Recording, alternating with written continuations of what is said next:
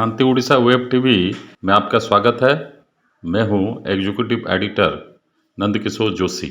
मैं आज आपके सामने उपस्थित हुआ हूं कटक शहर, जो कि 1032 साल पुराना है, इसके ऊपर आगे के चैप्टरों के ऊपर बोलने के लिए मैंने पुस्तक लिखी है, जो करीब 550 पेज की पुस्तक है, कटक शहर का स्वर्णिम इतिहास। इसी पर मैं आगे के चैप्टरों के बारे में, नए चैप्टरों के बारे में आपको कुछ कहने जा रहा हूँ।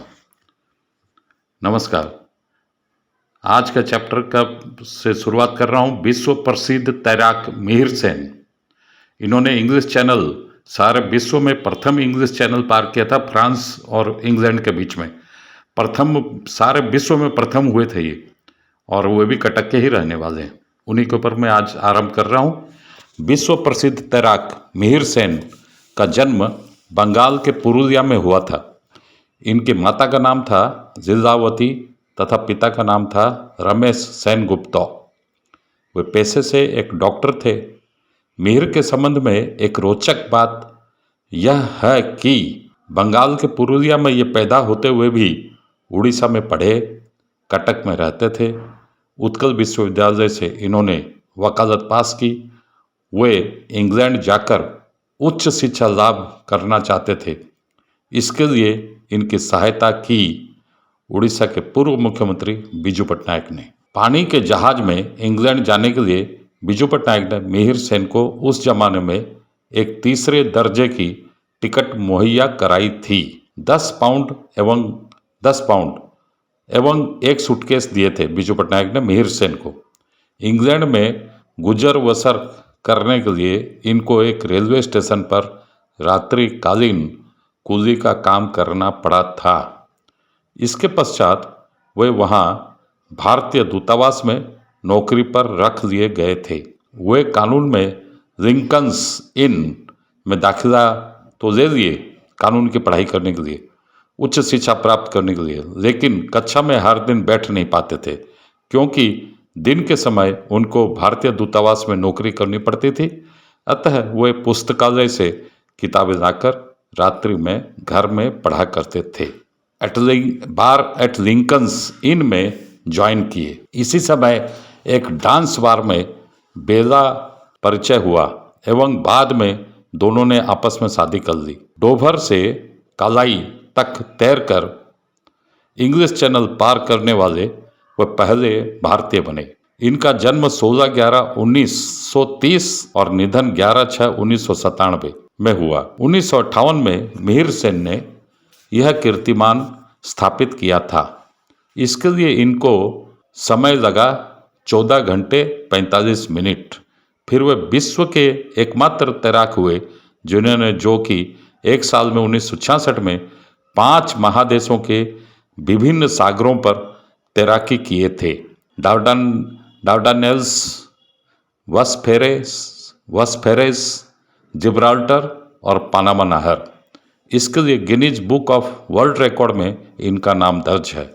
एवं आनंद की बात यह है कि इनका कीर्तिमान आज भी अक्षुण्ण है, अर्थात किसी ने भी इसको तोड़ा नहीं है। वे विश्व के श्रेष्ठ तैराक। 1959 में भारत सरकार ने मिहिर सेन को पद्मश्री पुरस्कार से नवाजा एवं 1967 में उनको पद्म भूषण पुरस्कार से भारत सरकार ने नवाजा था। भारत वापस आने पर वे कुछ दिन कोलकाता हाईकोर्ट में वकील के तौर पर, वहां इनका मन नहीं लगा। तत्पश्चात उन्होंने रेशम का व्यापार शुरू तथा इसमें वे सफल भी रहे। उनकी कंपनी किसी जमाने में रेशम वस्त्र निर्यात में नंबर 2 की कंपनी बन गई थी। वे कटक के नया सड़क में इमरती देवी महिला महाविद्यालय के नीचे मुख्य सड़क पर एक ग्रेजुएट फ्रेंड्स नामक दवा की दुकान हुआ करते थे, उसमें उठा बैठी जाना बराबर किया करते थे। मतलब वहीं पर उनकी अड्डाबाजी वगैरह होती थी। अब मैं आ रहा हूँ एक नया चैप्टर के बारे में। चैप्टर का नाम है कटक में गणेश पूजा परंपरा। 300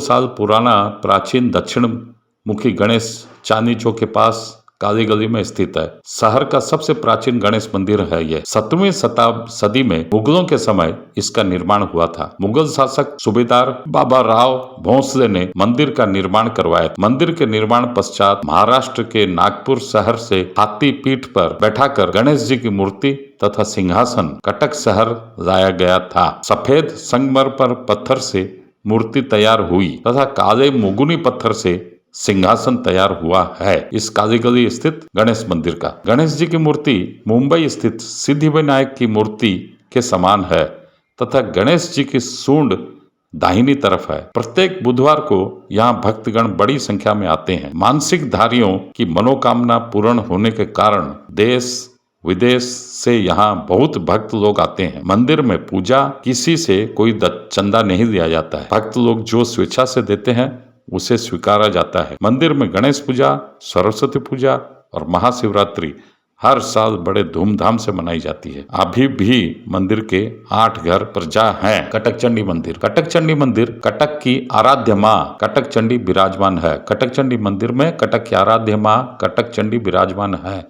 चंडी मंदिर में माँ कटक चंडी प्रत्यक्ष देवी हैं तथा शहर के बुरे भले सभी कार्यों में सहायता प्रदान करने वाली हैं। ऐसा कटक के लोगों का प्रगाढ़ विश्वास है। श्रद्धालुओं के असीम विश्वास और श्रद्धा की देवी माँ कटक चंडी को लेकर कई रोचक कहानियां हैं। किंवदंती के अनुसार जिस स्थान पर माँ कटक चंडी का पवित्र मंदिर स्थित है वह परित्यक्त जमीन थी। यह जमीन कनिका राजा की थी। तत्कालीन समय के जो राजा थे उनके पुरोहित थे हंस पंडा। वह यहाँ अपनी गाय भेड़ बकरियां चराया करते थे। एक बार पुरोहित हंस पंडा थक कर एक मिट्टी के ऊंचे स्थान पर बैठ गए थे। वहां उनको अजब सा अनुभव हुआ, रोमांच भरा। उसी रात देवी चंडिका हंस पंडा के सपने में आई तथा बोली उस स्थान के नीचे से मिट्टी खोदकर उद्धार करने के लिए।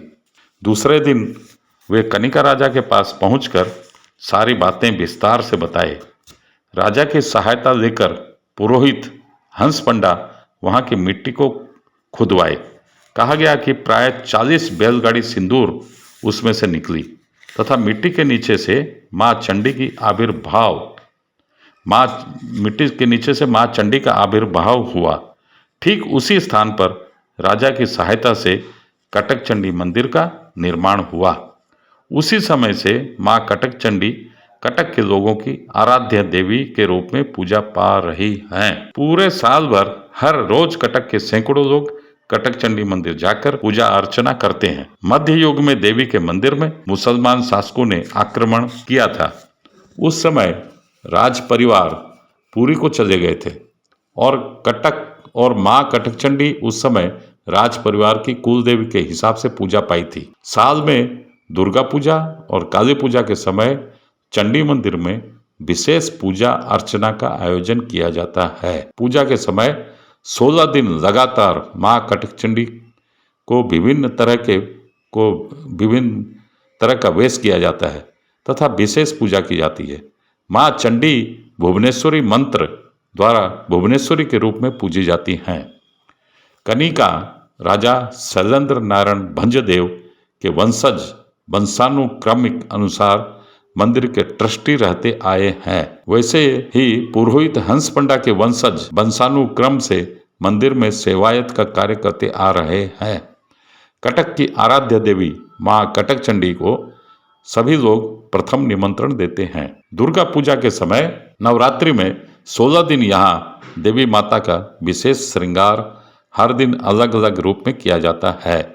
उसे देखने के लिए तथा दर्शन कर पुण्य अर्जन के लिए उस समय नवरात्रि में काफी भयंकर भीड़ हर साल होती है। मंदिर के अंदर तो उस समय विशेषकर संध्या समय पग रखने की जगह भी नहीं मिलती। उस समय विभिन्न तरह की रोशनी एवं फूलों से मंदिर को बड़े ही आकर्षक ढंग से सुरुचिपूर्ण तरीकों से सजाया जाता है, जो दृश्य देखने के लायक होता है। धन्यवाद। Have a good day.